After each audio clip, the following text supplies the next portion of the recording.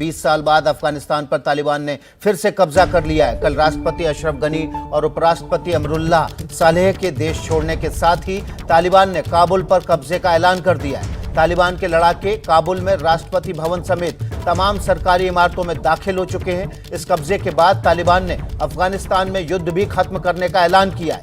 तालिबान के संस्थापक सदस्य मुल्ला बरादर ने बयान जारी कर कहा है कि अब जानमाल की सुरक्षा उनकी पहली प्राथमिकता है।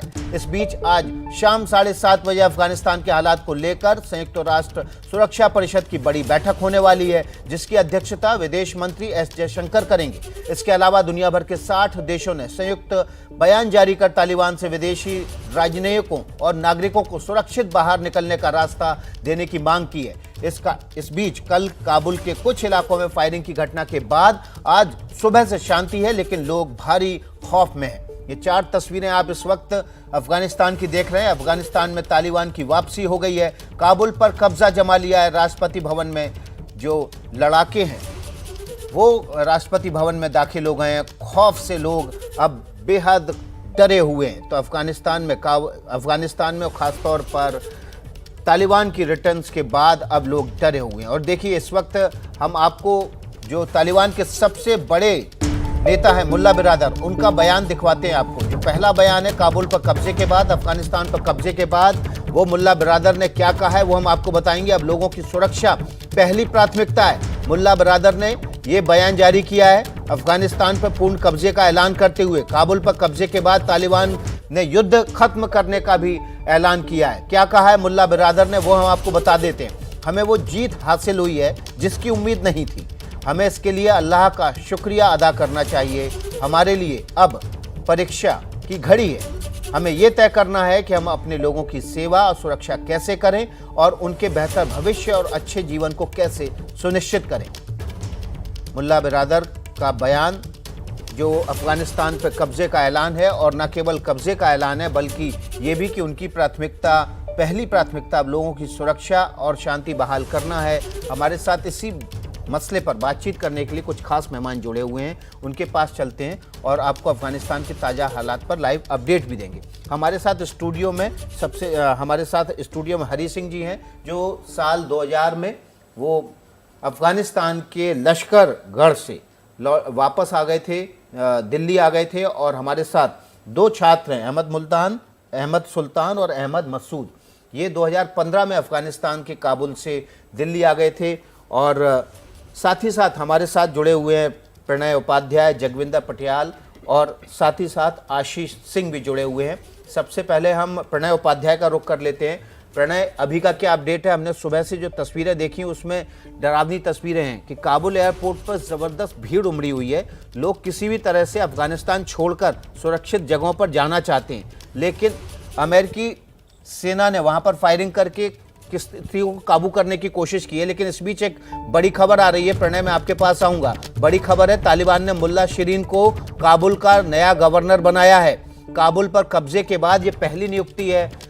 तालिबान ने मुल्ला शिरीन को काबुल का गवर्नर बनाया है। तो काबुल पर कब्जे, अफगानिस्तान पर कब्जे पर एक तरह से औपचारिक ऐलान के बाद अब नियुक्तियां शुरू हो गई हैं। और ये पहली नियुक्ति है कि काबुल का जो गवर्नर है मुल्ला शिरीन को बनाया है। प्रणय उपाध्याय का रुख कर लेते हैं। प्रणय, मेरा सवाल वही कि अभी अफगानिस्तान में हालात किस तरह के हैं? जो काबुल की तस्वीरें आ रही हैं वो डरा रही हैं, लोग दहशत में हैं, खौफ में हैं।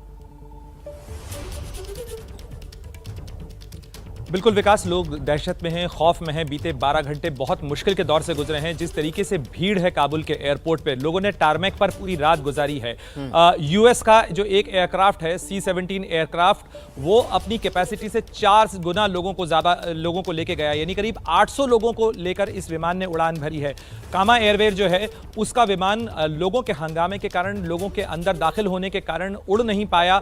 इस तरीके की अफरा तफरी का माहौल है। इसी के बीच में ये खबर आई थी कि गोलीबारी की भी घटना हुई, क्योंकि हालात को काबू करने के लिए वहां फायरिंग करने की जरूरत पड़ गई। इसके अलावा अभी बहुत सारे लोग अभी भी टारमेक पे मौजूद हैं जो किसी न किसी तरीके से अफगानिस्तान से बाहर निकलना चाहते हैं, क्योंकि काबुल एयरपोर्ट ही विकास एकमात्र वो रास्ता बचा है जिससे वो बाहर जा सकते हैं। और यूएस ट्रूप्स ने, अमेरिका ने ऐलान किया है कि उसने करीब 6000 ट्रूप्स भेजे हैं अगले 48 घंटों के अंदर, और एटीसी को और काबुल एयरपोर्ट को टेक ओवर किया गया है। और ये इंश्योर किया जाएगा, ये सुनिश्चित किया जाएगा कि जो विदेशी नागरिक हैं वो वहां से निकल सकें, अमेरिकी नागरिक निकल सकें। और साथ ही अमेरिका ने कहा है कि वो लोग जो अमेरिका के जाना चाहते हैं या जिन्हें जो वल्नरेबल हैं, जो जिनकी जान को खतरा है, उन्हें अमेरिका वहां से निकालेगा और इस मामले में बाधा नहीं आनी चाहिए। हालांकि अमेरिकी दूतावास ने काबुल में ये ट्वीट अभी किया है, जिसके अंदर यह भी कहा गया है कि फिलहाल लोग अफरा तफरी में एयरपोर्ट न आए, क्योंकि अमेरिकी दूतावास एक तरीके से एयरपोर्ट पर शिफ्ट किया गया है। और भी देश लगातार फ्लाइट्स ऑपरेट कर रहे हैं, चार्टर्ड फ्लाइट्स भी चल रही हैं और लोगों को निकालने का सिलसिला चल रहा है। इस बीच में तालिबान की तरफ से यह स्टेटमेंट जरूर आया है कि वो सिक्योरिटी इंश्योर करेंगे। उनके लड़ाकों को यह ताकीद की गई है कि वो किसी के घर में दाखिल ना हो, लूटपाट और चोरी ना होने दें, क्योंकि पुल चरखी की जेल के टूटने के बाद या बगराम एयरपोर्ट के पास जो जेल थी सबसे बड़ी अफगानिस्तान की, उसके वहां से कैदियों को रिहा होने के बाद कई इलाकों से लूटपाट की खबरें आ रही हैं। जो ये सारे लोग छूटे हैं वो दुकानों में लूटपाट कर रहे हैं, बैंकों में सुरक्षा की चिंताएं बढ़ी हैं।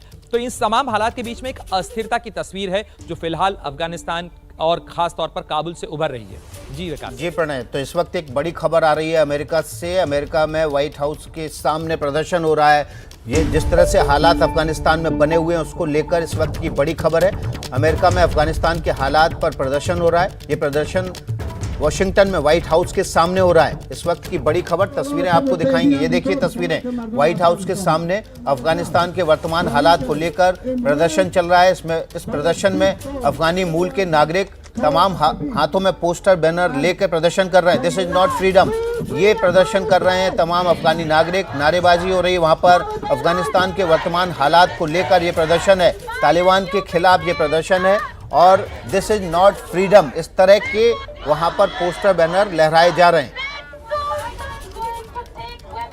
तो देखिए किस तरह के हालात बने हुए हैं। देश भर, दुनिया भर में अफगानिस्तान के हालात को लेकर चिंता है और जो अफगानी मूल के नागरिक हैं वो भी अमेरिका में इस बात को लेकर प्रदर्शन कर रहे हैं। तो इसके बाद हम अब रुख कर लेते हैं आशीष कुमार सिंह का। आशीष, आपके सूत्र क्या बता रहे हैं, किस तरह नई सरकार वहाँ पर अमली जामा पहनाया जाएगा? क्या पूर्ण रूप से तालिबान सरकार चलाएगी या फिर कोई और वैकल्पिक सरकार होगी?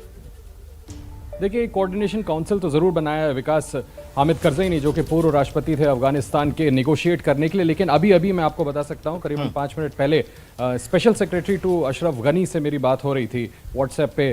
उनसे डिस्कशन हो रहा था और उन्होंने बताया कि तालिबान ने पूरा का पूरा कंट्रोल ले लिया है काबुल का। जो गवर्नर की अनाउंसमेंट अभी की गई है, जिसका जिक्र आपने किया, ये उसी का नतीजा है। तो तालिबान ने, हम कह सकते हैं कि एक तरह से पूरी तरह से कब्जा कर लिया है। यहाँ तक सिचुएशन है कि जिस स्पेशल सेक्रेटरी की मैं आपसे बात कर रहा हूँ, वो मुझे ये बता रहे थे कि हालात इतने ख़राब हैं कि वो भारत आना चाहते हैं, एयरपोर्ट जाना चाहते हैं, लेकिन कोई फ्लाइट ही नहीं है कि वो भारत आ सकें। तो बहुत ही ज़्यादा ग्रिम सिचुएशन है। इंडिया भी बहुत क्लोजली मॉनिटर कर रहा है, क्योंकि देखिए विकास, बहुत बड़ा चैलेंज है अपने सभी नागरिकों और डिप्लोमेट्स वगैरह को वहां से वापस भारत लाना।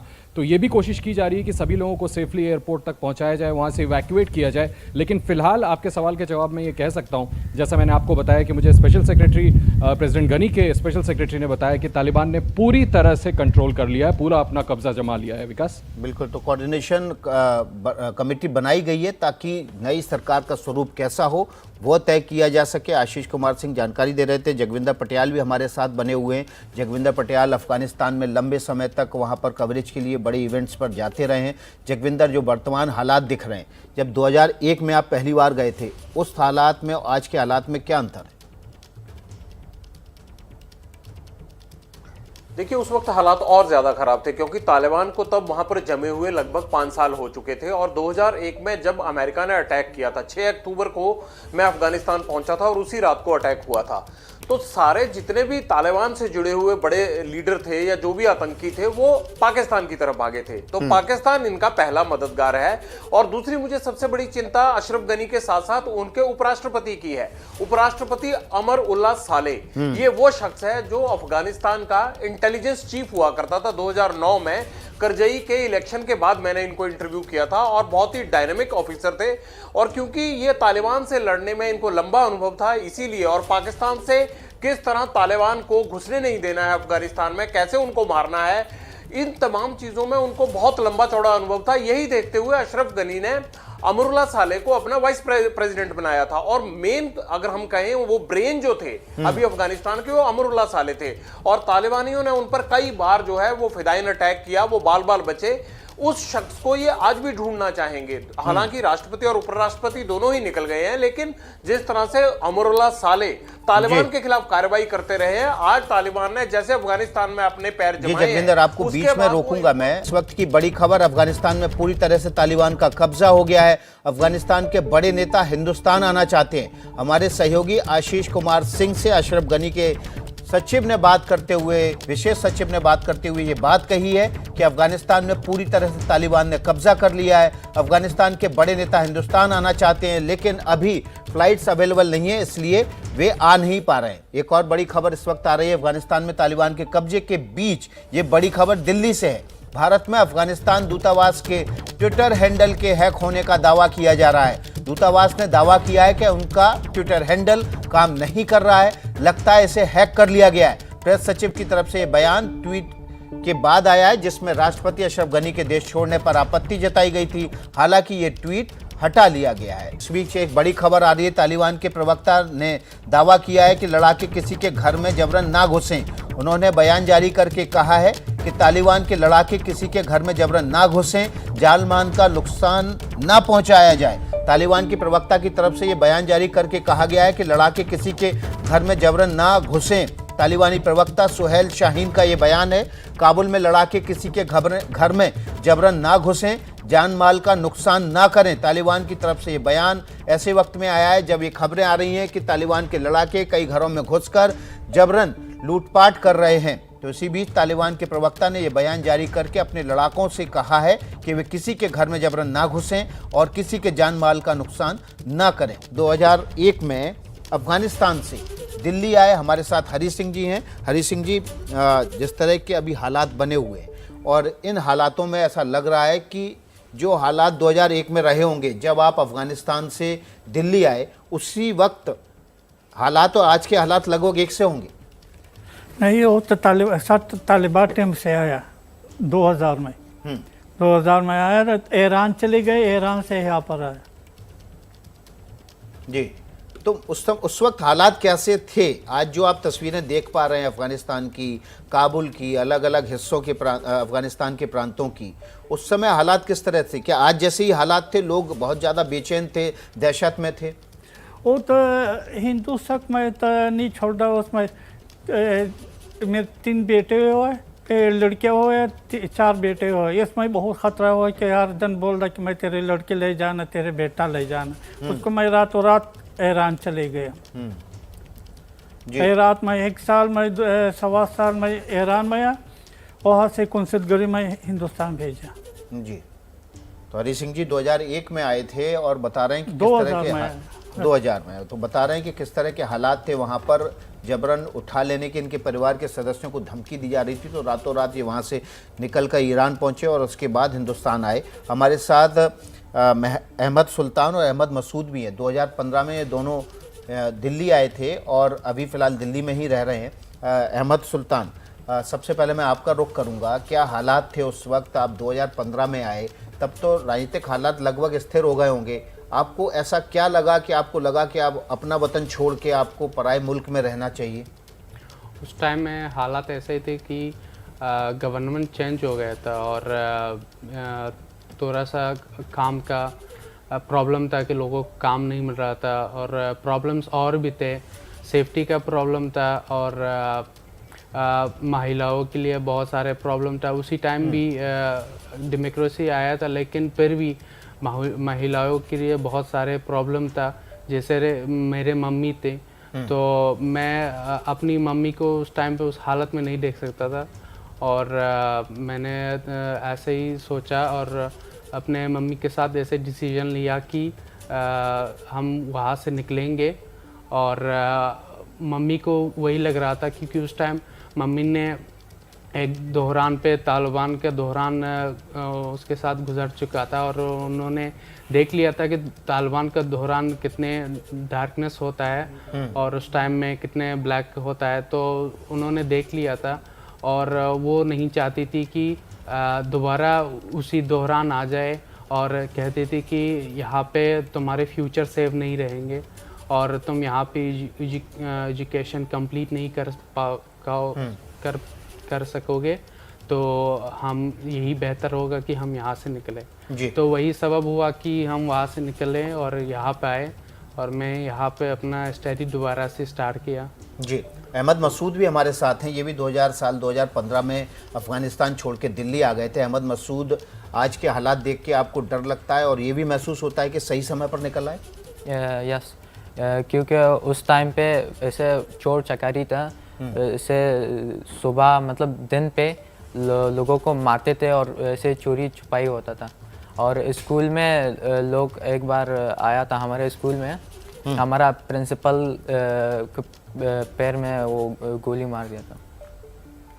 तो हालात बुरे थे। हमारे साथ अहमद मसूद बता रहे हैं कि वाकई में सही समय पर ये निकल आए और इसी वजह से आज सुरक्षित भी हैं। लेकिन जो हालात अभी अफ़गानिस्तान में, उसको देखकर पूरी दुनिया चिंतित है। हमारे साथ और तमाम मेहमान भी जुड़ रहे हैं। हमारे सहयोगी प्रणय उपाध्याय, जगविंदर पटियाल और आशीष कुमार सिंह भी है, और साथ ही साथ विदेशी मामलों पर नज़र रखने वाले विशेषज्ञ कमर आगा साहब भी हैं। कमर आगा साहब, आपका स्वागत है एबीपी न्यूज़ में। और इस वक्त का मेरा सवाल यही है कि जिस तरह से हालात बने हुए अफ़गानिस्तान में, लगता नहीं है कि किसी बाहरी इंटरफेरेंस के बिना, किसी अंतर्राष्ट्रीय इंटरफेरेंस के बिना वहाँ पर हालात सुधर पाएंगे या काबू में आ पाएंगे, या अभी कुछ दिन के लिए अफ़गानिस्तान को ऐसे ही छोड़ देना चाहिए? देखिए, अभी मैं नहीं समझता कि कोई भी इंटरनेशनल इंटरवेंशन पे राजी होगा, कोई भी मुल्क वहाँ पे जाएगा। अफगानिस्तान के हालात बहुत बुरे हैं। ये दोबारा ऐसा लगता है कि गृह युद्ध की तरफ धीरे धीरे बढ़ रहा है।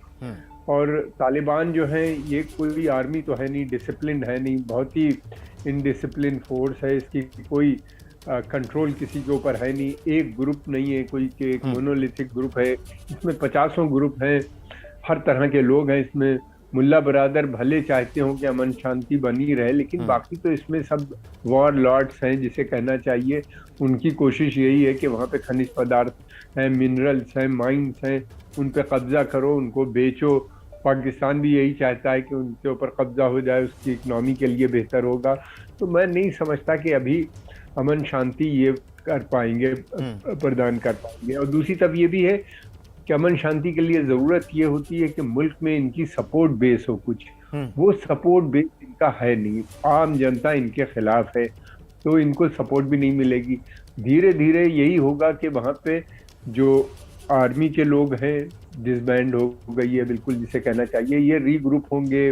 और दूसरे ताजिक, उज़्बेक, हज़ारा, ये सब नई लीडरशिप में दोबारा ऑर्गेनाइज होने की बात भी शुरू हो गई है बहुत से लोगों की।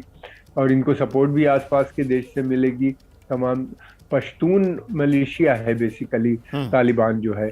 पश्तून में भी अब इनकी सपोर्ट नहीं। 96 में तो इनको पश्तून खामोश था, ये जो कर रहे थे नहीं बोल रहा था, लेकिन अब ज्यादातर पश्तून इनके खिलाफ है।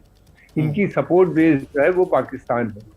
और पाकिस्तान की पाकिस्तान को कोई फिक्र नहीं। पाकिस्तान तो ये चाहेगा कि अराजकता फैल जाए या जो भी रहे, उसको उसके मिनरल्स के ऊपर उसकी कसर रहे। दूसरे ये कि अमेरिकन ने इतनी बड़ी गलती की, पहले उन्होंने डील की पाकिस्तान से, पाकिस्तान ने उन्हें आश्वासन दिया अमन शांति का, फिर उन्होंने तालिबान से बातचीत की, तालिबान ने भी वही बात की। मुल्ला बरादर, उनको लगता है कि या तो सही इंटेलिजेंस नहीं थी, क्या था, क्यों गए इस तरीके से एब्रप्टली छोड़ के। उन्होंने वर्चुअली पाकिस्तान और तालिबान के हवाले अफगानिस्तान किया और खुद तो चले गए। पाकिस्तान के साथ उन्होंने एक क्वाड भी बनाया है, पाकिस्तान, अफगानिस्तान, उज़्बेकिस्तान और अमेरिका को मिलके, जैसे भारत के साथ उन्होंने एक क्वाड बनाया है, जिसमें भारत, ऑस्ट्रेलिया, जापान, अमेरिका है इंडो पैसिफिक रीजन में, और ये बनाया है सेंट्रल एशिया में के लिए पाकिस्तान के साथ क्वाड। तो ये सारी चीज़ें ये लोगों ने पेपर के ऊपर तो बना ली, फॉरेन पॉलिसी कि क्या होगा और सब चीज़ ठीक हो जाएगी, लेकिन कोई कंसिडरेशन ये नहीं था कि ज़मीन में क्या होगा। हालांकि 20 साल से लड़ाई लड़ रहे थे, जानते थे अफगान। कमर आगा साहब, जो सरकार बदली अमेरिका में, वो उसके साथ ही नीतियां बदली और उसी के तहत ये बड़ा फैसला लिया गया कि आनंद फानन में अफगानिस्तान को छोड़ के निकल लिए। नहीं, देखिए, ये अमेरिका में ऐसा होता नहीं है। अमेरिका में ये तय हुआ था बहुत पहले, जब ट्रंप एडमिनिस्ट्रेशन के वक्त से शुरू हुई थी पॉलिसी। लेकिन अचानक एकदम से बिना ये तय किए कि भाई हालात कैसे काबू में आएंगे, कंट्रोल रह पाएगा कि नहीं रह पाएगा, अफगानिस्तान की सेना उसको काबू कर पाएगी कि नहीं कर पाएगी, बिना उसको जांचे फरके निकल गए? देखिए, उनको पाकिस्तान और तालिबान के ऊपर काफी भरोसा था। मुझे ऐसा लगता है कि तालिबान किसी न किसी सूरत से मैनेज कर लेंगे। तालिबान बदल गए हैं, वो ये हमेशा कहते थे, गुड तालिबान की बात एकदम से होने लगी कि ये अच्छे तालिबान है, ये अमन शांति चाहते हैं।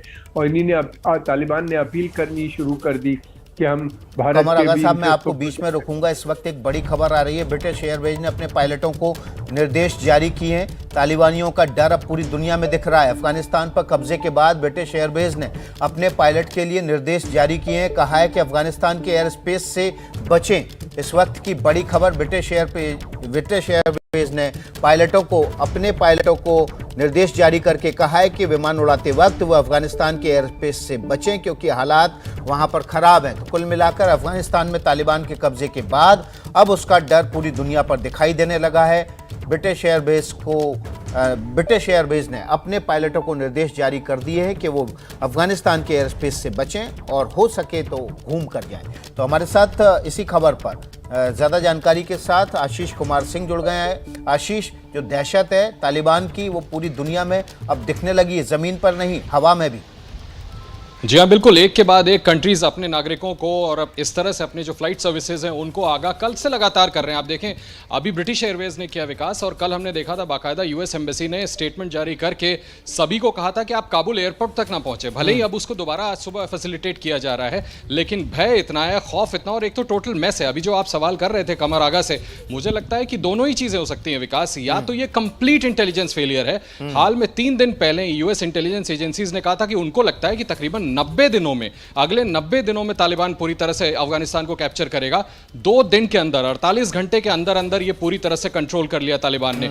दूसरी बात ये भी हो सकती है, जिसकी चर्चाएं बहुत हैं, आप भी इस बात को सुनते होंगे, कि क्या पता ये पीस डील का हिस्सा रहा हो। जिस तरह से एक के बाद एक प्रोविंसेस को सरेंडर किया गया, जिस तरह से एग्जिट दिया गया अशरफ गनी को, क्या पता ये मिली भगत का नतीजा हो कि मिल करके पूरे अफगानिस्तान की आम जनता को इस क्राइसिस में झोंक दिया गया। विकास जी आशीष, तो आप जो बात कर रहे हैं वाकई में वो दोनों बातें हो सकती हैं। समय के साथ ये स्थिति साफ होगी कि आखिर हुआ क्या है। इस वक्त की जो बड़ी खबर है वो हम लगातार आपके सामने लग रहे हैं। अफगानिस्तान में तालिबान रिटर्न्स हो चुका है, उसके साथ ही खौफ और दहशत का माहौल भी है। केवल अफगानिस्तान में ज़मीन पर ही नहीं बल्कि पूरी दुनिया में इस पर चिंता भी है। तो हम सबसे पहले रुख करेंगे अभी जगविंदर पटियाल का। जगविंदर पटियाल, मेरा सवाल वही, आप जब गए थे तब के हालात और आज के हालात लगभग एक से दिख रहे हैं, और अब तो हालात ये है कि ब्रिटिश एयरवेज ये भी कह रहा है कि भैया आपने पायलट्स को बोल दिया कि आप एयर स्पेस का इस्तेमाल तक मत करो। देखिए, 2001 से पहले भी यही हालात थे बिल्कुल। तब भी अफगानिस्तान के एयर स्पेस का कोई इस्तेमाल नहीं करता था, क्योंकि अगर अफगानिस्तान में तालिबान की पूरी तरह से हुकूमत बन जाती है तो उसके बाद तो ये होता है कि अगर कहीं पर कोई हाईजैकिंग प्लान करनी हो, कहीं कोई टेररिस्ट बड़ा अटैक करना हो, ये सब काम होते हैं। और ऐसे में कोई भी जो सभ्य समाज है या जो भी वेस्टर्न वर्ल्ड है वो तुरंत एयर स्पेस को ब्लॉक कर देता है। 2001 में हम कहां से गए थे? यहां से आप काबुल नहीं जा सकते थे, ना कंधार जा सकते थे, ना फ्लाइट थी। हमें यहां से पहले जाना पड़ा उज्बेकिस्तान से बाय रोड हम तजाकिस्तान की राजधानी दुशांबे पहुंचे थे, और दुशांबे से 1 दिन का गाड़ी से रास्ता था जब हम रशिया और जो नॉर्दर्न अलायंस का एरिया था, ख्वाजा बाउद्दीन का एरिया लगता था आमू रिवर के ऊपर, वहां से क्रॉस करने के बाद जो है तकरीबन 3 घंटे गाड़ी में कच्चे रास्तों पर चलते हुए ख्वाजा बाउद्दीन पहुंचे थे। ये वो इलाका था जो पंजशीर वैली के शेर अहमद शाह मसूद का इलाका होता था। मसूद वो कमांडर था जिसने मुजाहिदीन के तौर पर लड़ना शुरू किया था, और रशिया से जब उनकी टक्कर हुई थी उसके बाद उन्होंने नजीबुल्लाह सरकार को उखाड़ फेंकने में रब्बानी की मदद की, और मसूद ने 5% लगभग एरिया बचा था जो तालिबान को कब्जा नहीं करने दिया था। आज अशरफ गनी को सबसे बड़ी कमी क्या है? उनके पास अहमद शाह मसूद जैसे कमांडर नहीं है। यहां मार खा गए वो, तभी तो इतनी जल्दी सरेंडर हो गया। जबकि अगर आप 1996 से 2001 का टाइम देखें तो उन 5 सालों में अहमद शाह मसूद जैसे लोगों ने पूरे अफगानिस्तान को तालिबान का कब्जा नहीं होने दिया। हालांकि उनका असैसिनेशन हुआ सितंबर के महीने से अफगानिस्तान का खास रिश्ता है। 9 सितंबर 2001 को, मतलब जब मैं पहुंचा था उससे 1 महीना पहले, और जो वर्ल्ड ट्रेड सेंटर पर हमला हुआ था उससे 2 दिन पहले अहमद शाह मसूद को एक फिदाइन अटैक में मारा गया था, और उसी जगह पर मैं 3 दिन रहा था जहां उनको मारा गया। ये जगह थी ख्वाजा बाउद्दीन, उसे वो अपनी राजधानी के तौर पर इस्तेमाल करते थे। वहां पर 2 पत्रकार आए जिनका बैकग्राउंड जो है बाद में पता लगा था ट्यूनीशिया और मोरक्को का था, और उन्होंने इंटरव्यू लेने के बहाने 4 दिन इंतजार किया। अहमद शाह मसूद वहां पर आए और उन्होंने अपने कैमरा के अंदर जो बॉम्ब लगा रखा था उससे अपने आप को उड़ा लिया, और एक पत्रकार जो आतंकी था वो बनकर आया था उसको वो भी वहीं मर गया। और इसके अलावा अहमद शाह मसूद का असैसिनेशन हुआ। एक जो दूसरा जर्नलिस्ट बनकर आया था टेररिस्ट, उसको उनके सिक्योरिटी गार्ड्स ने पकड़ लिया और उसको बाद में मारा गया था। तो कुल मिला के मैं कहना यह चाह रहा हूं कि अशरफ गनी कहीं ना कहीं मसूद जैसे लोगों को अपने साथ जोड़ने में नाकाम रहे। यही वजह है कि 2 दिन के अंदर पूरा अफगानिस्तान तालिबान के कब्जे में चला गया, जबकि पहले 6 साल में यह संभव नहीं हो पाया था। भले 5% इलाका नॉर्दर्न अलायंस के पास था, लेकिन वहां पर जो कहते हैं पंजशीर का शेर कहते हैं, वो मसूद जैसे लोग वहां मौजूद थे। जी हाँ, तो देखिए अब हालात जो है ना बिल्कुल उसी तरह के फिर से बनते जा रहे हैं और पूरे अफगानिस्तान में तालिबान का कब्जा हो चुका है। तालिबान के कब्जे की दहशत ज़मीन पर दिखाई दे रही है।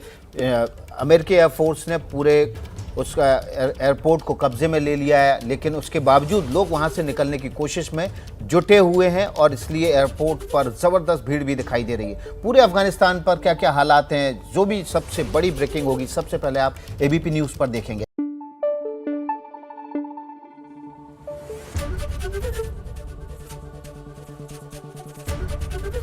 एबीपी न्यूज आपको रखे आगे।